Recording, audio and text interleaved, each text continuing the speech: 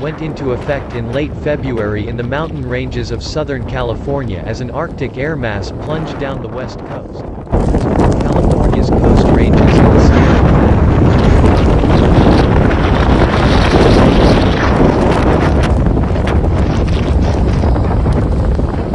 In an extremely unusual event, staggering amounts of snow fell east of Los Angeles in the San Bernardino Mountains and the adjacent San Gabriel Mountains, where thousands of people live or visit communities at high elevations reached by windy, steep highways.